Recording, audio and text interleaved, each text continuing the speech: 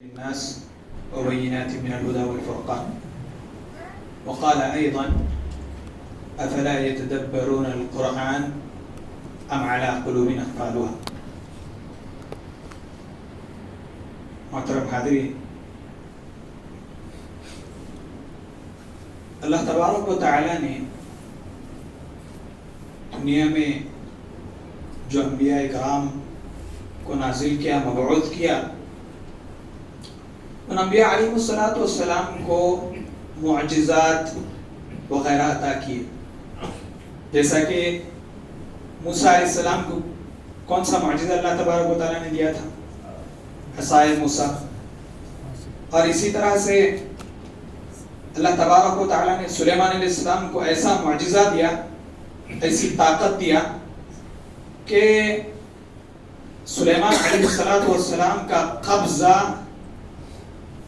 چرند پرند ہوا یہاں تک کہ جنوں پر بھی قبضہ تھا.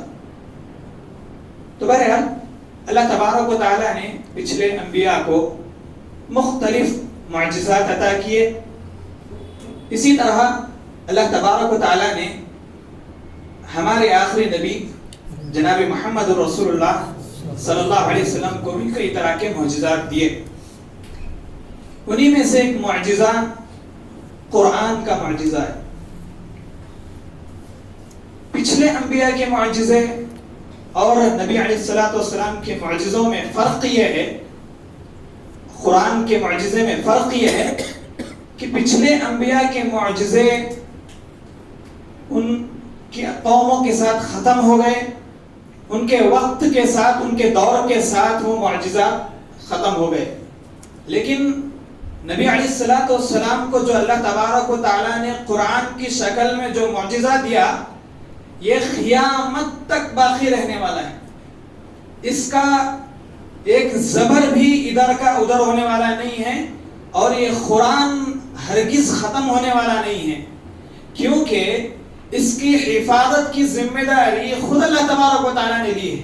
پچھلی جو کتابیں اللہ تبارک و تعالیٰ نے نازل کی تھیں، اس میں پچھلی اقوام نے تحریف کر دی تھی، تبدیلی کر دی تھی، اپنے من مانی کی ان کتابوں میں، اپنی خواہشات کے مطابق ان کتابوں میں لکھنا شروع کر دیا تھا.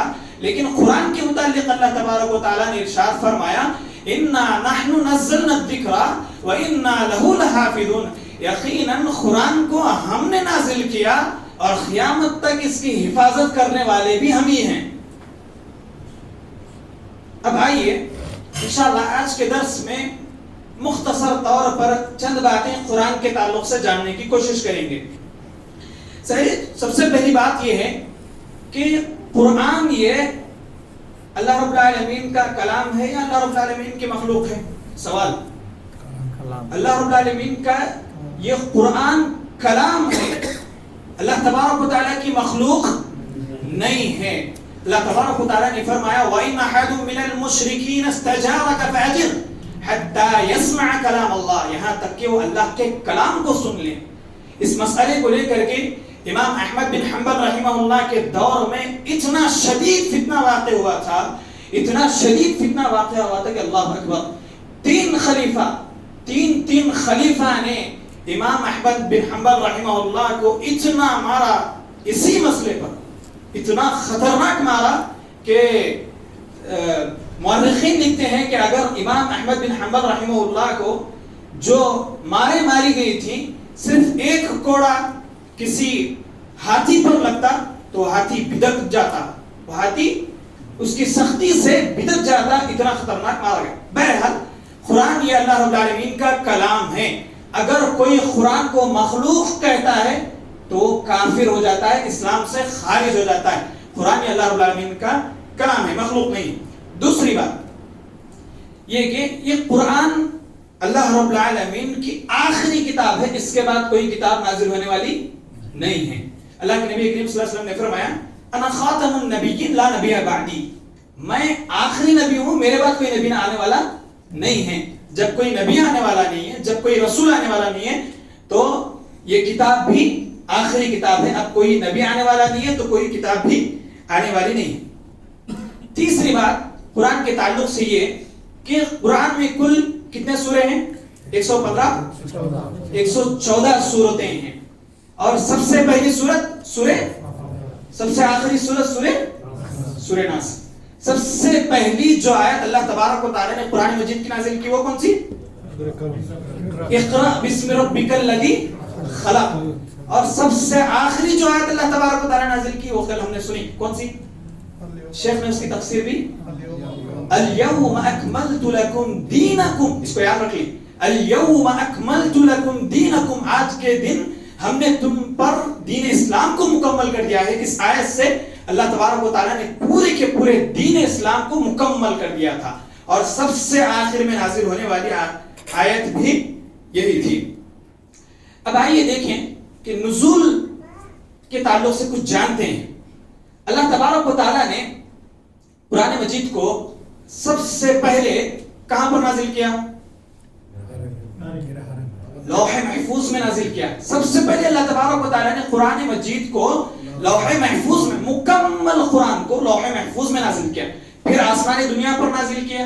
پھر اللہ تبارک و تعالیٰ نے رمضان کے مہینے میں لیلۃ القدر میں اللہ تبارک و تعالیٰ نے اس قرآن کو نبی کریم صلی اللہ علیہ وسلم پر پہلی مرتبہ اتارا. پھر اس کے بعد اللہ کے نبی کریم صلی اللہ علیہ وسلم کی جو 23 سالہ زندگی تھی، پھر اللہ تبارک و تعالیٰ نے تھوڑا تھوڑا کر کے حسب ضرورت، جیسے جیسے ضرورتیں پیش آتی گئی، اللہ تبارک و تعالیٰ نے ویسے ویسے قرآن کو نازل کرتا گیا. تو بہرحال سب سے پہلے لوح محفوظ میں، پھر آسمانی دنیا پر، پھر نبی کریم صلی اللہ علیہ وسلم پر رمضان کے مہینے میں. رمضان کے مہینے میں کون سی رات میں؟ لیلۃ القدر میں اللہ تبارک و تعالیٰ نے اس قرآن کو نازل کیا. نازل کرنے کا مقصد کیا ہے؟ اللہ تبارک و تعالیٰ جو بھی حکم دیتا ہے، جو بھی کام کرتا ہے، یقیناً اس کے پیچھے بہت بڑا مقصد ضرور چھپا ہوا ہوتا ہے. کیا کوئی بتا سکتے ہیں کہ اس قرآن کو نازل کرنے کا مقصد کیا ہے؟ یہ قرآن انا انزلنا، اللہ تبارک و تعالیٰ خود جواب دیتے ہوئے کہتا ہے انا انزلناہ قرآنا عربیا لعلکم تعقلون، ہم نے قرآن کو نازل کیا عربی زبان میں تاکہ لوگ اسے سمجھیں، تاکہ لوگ اسے پڑھیں، تاکہ لوگ اس پر غور و تدبر کریں. معلوم یہ ہوا کہ جس طرح کبھی ہم ایک موبائل شاپ میں جا کر کے موبائل خریدتے ہیں تو موبائل کے باکس میں ایک کتاب رکھی ہوئی ہوتی ہے، اور اس کتاب میں لکھا ہوا ہوتا ہے کہ اس موبائل کو کس طرح استعمال کریں گے تو یہ موبائل اچھی طریقے سے چلے گا، اور کس طرح سے استعمال اگر اس کا کریں گے تو یہ موبائل بگڑ جائے گا. اسی طرح سے یہ قرآن بھی اللہ تبارک و تعالیٰ نے ہمارے لیے ایک کتاب نازل کی ہے. اگر ہم اس کتاب کے مطابق چلیں گے، اس کتاب کے مطابق زندگی گزاریں گے، اس کتاب کو پڑھیں گے، اس کتاب کو سمجھیں گے، اس میں غور و تدبر کریں گے اور اس کے مطابق عمل کریں گے، تبھی جا کر کے ہم کامیاب ہو سکتے ہیں. ورنہ اگر اس کے مخالف ہم زندگی گزاریں گے تو یقیناً اللہ کی قسم ہم جو ہے ناکام و نامراد ہو جائیں گے، دنیا میں بھی اور آخرت میں بھی. تو معلوم یہ ہوا کہ قرآن کے نزول کا مقصد کیا تھا؟ قرآن کو پڑھنا، اس کو سمجھنا، اس پر عمل کرنا. یہ 3 مقاصد قرآن کو نازل کرنے کے ہیں. اب جب اللہ تبارک و تعالیٰ جبرائیل علیہ السلام کے ذریعے سے قرآن نازل کرتا تو پہلے تو شیطانوں کا آسمان میں جانے کی اجازت تھی، شیطانوں کو، جنوں کو جانے کی اجازت تھی. لیکن جب اللہ تبارک و تعالیٰ نے قرآن کو نازل کرنا شروع کیا تو تب سے جنوں پر، شیطانوں پر یہ پابندی لگا دی کہ وہ کوئی بھی آسمان میں نازل نہیں ہو سکتے. تو اللہ تبارک و تعالیٰ نے قرآن کس فرشتے کے ذریعے سے نازل کیا؟ جبرائیل علیہ السلام کے ذریعے سے اللہ تبارک و تعالیٰ نے نازل کیا. اور کس پر نازل کیا؟ آپ صلی اللہ علیہ وسلم پر جو ہے اللہ تبارک و تعالیٰ نے قرآن کو نازل کیا. جب اللہ تعالیٰ قرآن آپ صلی اللہ علیہ وسلم پر نازل کرتا تھا تو آپ علیہ السلام جو ہے وہ قرآن صحابہ پر پڑھ کر کے سناتے تھے، صحابہ کو پڑھ کر کے سناتے تھے. اور صحابہ کی اکثریت جو ہے قرآن کو یاد کر لیا کرتی تھی. اور بعض صحابہ ایسے ہوا کرتے تھے جو قرآن کو پتھروں پر، ہڈیوں پر، پتوں پر وغیرہ وغیرہ چیزوں پر جو ہے لکھ لیا کرتے تھے. جب تک اللہ کے نبی کا دور تھا تو صحابہ اکرام جو ہے یہ قرآن ایک کتاب کی شکل میں جو ہے جمع نہیں کیا گیا تھا، بس صحابہ کے دلوں میں محفوظ تھا اور جو ہے ہڈیوں وغیرہ پر یہ قرآن محفوظ تھا، جس طرح اترا ہے اس طرح محفوظ تھا.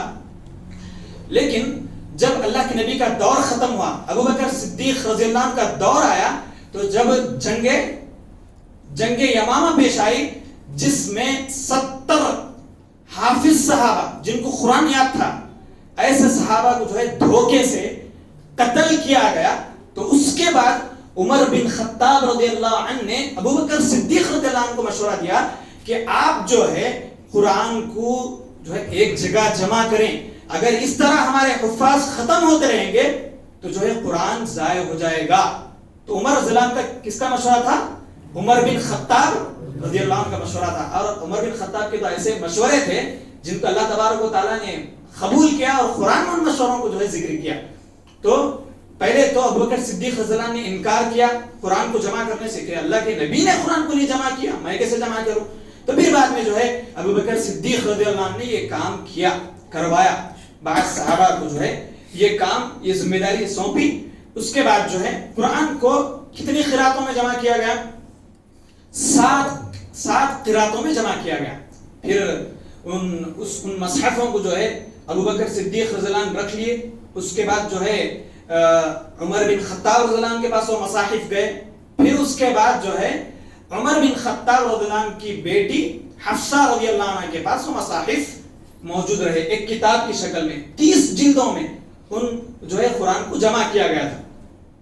پھر اس کے بعد جب عثمان بن عفان رضی اللہ عنہ جو کہ تیسرے خلیفہ ہیں ان کا دور آیا تو تب جو ہے پھر سے جو 7 قراتیں تھیں ان قراتوں میں اختلاف ہونے لگا، پڑھنے میں اختلاف ہونے لگا، یہاں تک کہ ایک دوسرے کو کافر تک گرداننے لگے، ایک دوسرے کو کافر کہنے لگے.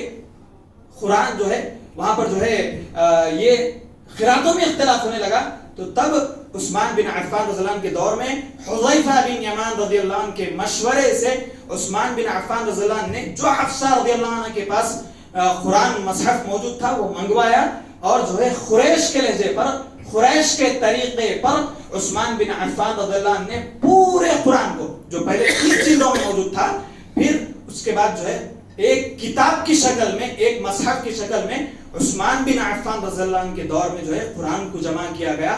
اور آج جو ہم قرآن پڑھ رہے ہیں وہی مصحف عثمانی ہیں جو عثمان بن عفان رضی اللہ عنہ کے دور میں جمع کیا گیا تھا. تو یہ مختصر سی باتیں تھیں جمع قرآن کے تعلق سے. آئیے میں انشاءاللہ ایک دو خصائص قرآن بتاؤں گا، اس کے بعد آگے لے چلتے ہیں بات کو. قرآن کی خصوصیت کیا ہے؟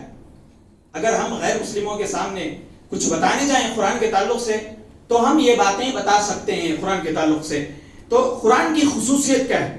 تو جیسے کہ میں نے بتایا کہ اللہ تبارک و تعالیٰ نے پہلے بھی کئی کتابیں نازل کی لیکن کسی کی حفاظت کی ذمہ داری اللہ تبارک و تعالیٰ نے نہیں لی سوائے اللہ تبارک و تعالیٰ نے قرآن کی حفاظت کی ذمہ داری لی. کہا کہ ہم ہی اس کو نازل کرنے والے ہیں اور ہم ہی اس کی حفاظت کرنے والے ہیں. اور ہر دور میں قرآن کو مٹانے کی کوشش کی گئی، کبھی قرآن کو جلا کر کے قرآن کو مٹانے کی کوشش کی گئی، تو کبھی جو ہے قرآن پر اعتراض کر کے، قرآن کی آیتوں پر اعتراض کر کے بھئی یہ آیتیں قرآن میں نہیں ہونی چاہیے، اس طرح سے اعتراضات کر کے جو ہے قرآن کو مٹانے کی کوشش کی گئی. لیکن کسی نے بھی قرآن کو مٹانا تو دور کی بات، قرآن کی آیتوں کو تو مٹانا کی دور کی بات، قرآن کے ایک حرف کو نہیں مٹا سکے کیونکہ اس کے حفاظت کی ذمہ داری اللہ نے لی. اور اسی طریقے سے قرآن کی خصوصیت یہ ہے کہ دنیا کی سب سے زیادہ پڑھی جانے والی، دنیا کی سب سے زیادہ پڑھی جانے والی اور سب سے زیادہ چھپی جانے والی اگر کوئی کتاب ہے تو وہ قرآن مجید ہی ہے. اور اسی طریقے سے ایک خصوصیت قرآن کی یہ بھی ہے کہ دنیا کی ہر کتاب پر ہم شک کر سکتے ہیں کہ شاید ہو سکتا ہے کہ اس میں کوئی غلطی ہو، شاید اس کے اندر کا قانون غلط ہو، اب کے دور والوں پر یہ قانون فٹ ہو رہا ہے، لیکن ہو سکتا ہے آگے کے دور والوں پر جو ہے یہ قانون فٹ نہ ہو، آگے کے حالات الگ ہوں۔ لیکن قرآن ہی وہ واحد کتاب ہے جس میں ذرہ برابر شک کی کوئی گنجائش نہیں ہے۔ اللہ تبارک و تعالیٰ نے فرمایا ذالک الکتاب لا ریب فیہ، اس میں کوئی ذرہ برابر بھی شک کی کوئی گنجائش نہیں ہے۔ اور اس میں جو اصول اور جو قوانین بنائے گئے ہیں، جب قرآن جس دور میں قرآن نازل ہوا تھا، اس دور میں ان لوگوں پر جو یہ قوانین فٹ آ رہے تھے، قیامت تک آنے والے تمام لوگوں پر جو قرآن میں قوانین بیان کیے گئے ہیں، جو مسائل اور ان مسائل کا حل بیان کیا گیا ہے، قیامت تک آنے والے تمام لوگوں پر جو ہے یہ مسائل، یہ قوانین جو ہے، یہ ضوابط فٹ آتے رہیں گے۔ محترم سامعین، اب جو ہے قرآن، ترک قرآن یعنی قرآن کو چھوڑنے کی کیا وعیدیں ہیں، انشاءاللہ جو ہے یہ فجر کے دروس میں بتانے کی کوشش کروں گا، اور قرآن کے جو کیا فضیلتیں ہیں انشاءاللہ 2-3 درس میں یا 3-4 درس میں انشاءاللہ بتانے کی کوشش کروں گا۔ اب آخر میں قرآن اور اسلاف کا کیسا تعلق تھا، گہرا تعلق تھا، 1-2 مثالیں دے کر کے اپنی بات کو ختم کرتا ہوں کہ اسلاف جو ہے کس طرح قرآن سے اسلاف کا لگاؤ تھا، اور آج ہمارے دور میں میرا اور آپ کا قرآن سے کیسا تعلق ہے، انشاءاللہ یہ باتیں بتانے کی کوشش کروں گا۔ امام زہری رحمہ اللہ جب بھی رمضان کا مہینہ آتا تو کہا کرتے تھے انما ہوا قراءۃ القرآن و اطعام الطعام، یہ جو مہینہ آیا ہوا ہے کہ بس اب خالی قرآن کی قراءت کرنا ہے، قرآن کی تلاوت اس میں کرنا ہے، اور جو ہے بس خالی اس کے اندر جو ہے کھانا کھلانے کا کام کرنا ہے، یہ 2 کام کرنا ہے، اس کے علاوہ کوئی اور کام نہیں کرنا، یہ اسلاف۔ اور اسی طریقے سے امام شافعی رحمہ اللہ کے بارے میں آتا ہے کہ انہوں نے رمضان کے مہینے میں 60 مرتبہ قرآن ختم کیا تھا، اور خود اللہ کے نبی کریم صلی اللہ علیہ وسلم کے بارے میں آتا ہے کہ اللہ کے نبی کریم صلی اللہ علیہ وسلم نے صرف 1 رکعت میں، آج ہم ایک تراویح میں 8 رکعت میں ہم جو ہے 10 صفحے سننے سے قاصر ہیں، ہاں، لیکن اللہ کے نبی کریم صلی اللہ علیہ وسلم کے بارے میں آتا ہے کہ 5.5 پارے، اللہ اکبر، کتنے پارے؟ 5.5 پارے اللہ کے نبی کریم صلی اللہ علیہ وسلم نے صرف 1 رکعت میں ختم کیے تھے۔ اور اسی طریقے سے قرآن سے کیسا تعلق ہمارے اسلاف کا تھا، دیکھیے ایک صحابی رسول واقعہ مشہور ہے، جانتے ہیں کہ مرتبہ پہرا دے رہے تھے، نگرانی کر رہے تھے، ایک صحابی رسول کو جو ہے دشمن جو ہے تیر مار دیتے ہیں، اور صحابی رسول نماز پڑھتے رہتے ہیں، سورہ کہف کی تلاوت کرتے رہتے ہیں، لیکن نماز نہیں توڑتے۔ پھر اور ایک تیر مارا جاتا ہے، اور ایک تیر مارا جاتا ہے، لیکن صحابی رسول ہرگز نماز نہیں توڑتے ہیں، یہاں تک کہ نماز ان کی ختم ہو جاتی ہے، اور وہ اپنے بازو والے شخص کو اٹھاتے ہیں اور اپنی کیفیت سے ان کو آگاہ کرتے ہیں، تو وہ بازو والے صحابی کہتے ہیں کہ پہلی مرتبہ جب تیر آپ کو لگا تھا تو آپ نے مجھے کیوں نہیں اٹھایا؟ تو اس صحابی نے کہا رضی اللہ عنہم کہ میں سورہ کہف کی تلاوت کر رہا تھا، میں نے یہ مناسب نہیں سمجھا کہ سورہ کہف کو ختم کرنے سے پہلے میں اپنی نماز کو توڑوں۔ آج اگر ہمارے پیر پر بس ایک چونٹی کاٹ لیتی ہے، چھوٹی سی چونٹی کاٹ لیتی ہے، تو ہم اگر قیام میں ہوتے ہیں تو رکوع کر کے، قیام میں ہوتے ہیں تو نیچے جھک کر کے اس چونٹی کو ہٹاتے ہیں اور جو ہے اس چونٹی کو دور کرتے ہیں۔ میرے بھائیو، یہ ہمارا قرآن سے تعلق ہے۔ اور میں خود اپنی بھی بات کرتا ہوں، اگر میں کسی کو تانا یہ نہیں دے رہا ہوں کہ رمضان ہمارا شروع ہو کر کے تقریباً 10-11 دن ہو رہے ہیں، میرے بھائیوں ہم میں سے ہر کسی کو یہ سوال اپنے سے کرنے کی ضرورت ہے کہ میں نے کتنا قرآن پڑھا ہے۔ اسی طریقے سے امام بخاری رحمہ اللہ کے بارے میں آتا ہے کہ امام بخاری رحمہ اللہ ایک مرتبہ نماز پڑھا رہے تھے، امامت کرا رہے تھے، تو جو ہے ایک بچھو امام بخاری رحمہ اللہ کے پیٹھ پر لگ جاتا ہے اور امام بخاری رحمہ اللہ کو کاٹنے لگتا ہے۔ امام بخاری رحمہ اللہ نماز نہیں توڑتے، نماز جب ختم ہو جاتی ہے پیچھے مقتدی سے کہتے ہیں کہ میری پیٹھ پر کچھ لگا ہوا ہے، دیکھو کیا ہے۔ تو جب کپڑا ہٹا کر کے مقتدی دیکھتے ہیں تو بچھو نے 1 مرتبہ نہیں، 2 مرتبہ نہیں، بلکہ 16 سے 17 مرتبہ اس بچھو نے امام بخاری رحمہ اللہ کو ڈنک مارا ہوا ہوتا ہے. امام بخاری سے پوچھا جاتا ہے تو وہی جواب امام بخاری رحمۃ اللہ علیہ دیتے ہیں جو صحابی رسول نے جواب دیا تھا کہ میں نے جو ہے اس سورت کو ختم کرنے سے پہلے جو ہے نماز کو توڑنا مناسب نہیں سمجھا, اسی لیے میں نے جو ہے نماز نہیں توڑی. یہ ہمارے اسلاف کا جو ہے قرآن سے تعلق تھا. میرے بھائیوں, اب بھی جو ہے رمضان کے 20 دن یا 19 دن ابھی باقی رہ گئے ہیں. یہ ماہ رمضان ماہ قرآن ہے. رمضان کا بہت زیادہ تعلق قرآن سے ہے. ہمیں چاہیے کہ ہم قرآن کو پڑھنا سیکھیں, اور اگر ہم پڑھنا نہیں جانتے, جو تکلیف ہم محسوس کر رہے ہیں وہ تکلیف اپنے بچوں کو آگے چل کر کے نہ ہونے دیں.